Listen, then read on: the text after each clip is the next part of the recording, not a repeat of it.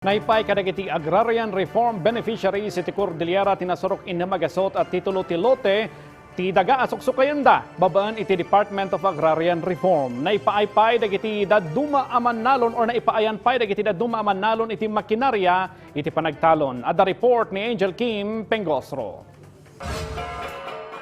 Nasurok sa nga 1,500 nga Agrarian Reform Beneficiaries manipod iti intero a Cordillera, ti imawat iti secure land ownership documents ken debt relief manipod iti Department of Agrarian Reform, kabayatan ti simultaneous distribution ti electronic land titles, certificate of land ownership award, certificates of condonation with the release of mortgage ken farm machinery and equipment. Indawluan dito ni Department of Agrarian Reform Undersecretary for the Foreign Assisted and Special Projects Office Jesri Palmares.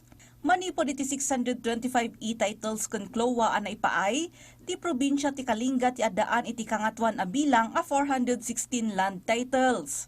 42 iti Abra, 2 iti Apayao, 13 iti Ifugao, ken 152 iti Mountain Province. Impaaypay ti ahensya ti certificates of condonation with the release of mortgage, kadagiti kwalipikado a benepisyaryo. Nakaawat ti probinsya ti Kalinga iti 836 certificates a pagnumaran ti 707 ARBs, bayat ang nakaawat ti Apayao iti 135 certificates, kan 34 iti Ifugao.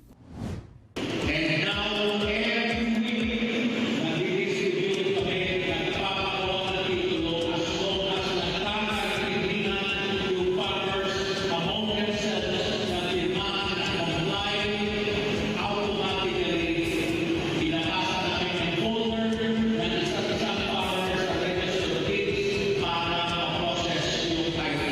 Kabayatan na, 506 Agrarian Reform Beneficiaries manipod iti ennem nga Agrarian Reform Beneficiary Organizations iti Kalinga, ti mawat iti farm machinery, equipment ken agricultural inputs babaen iti climate resilient farm productivity support projects para iti calendar year 2026 ti ahensya. Pakairamanan dayto ti hand tractor with trailers and accessories, portable greenhouses, mini corn mill, biomass shredder, brush cutter, ken dumapay. Kabayatan na, babaen iti Resolution number 2026-247 na ideklara ni Undersecretary Palmares akamang ti komunidad ti Kalinga. Anjel Kim Pengosro para iti Pagilian.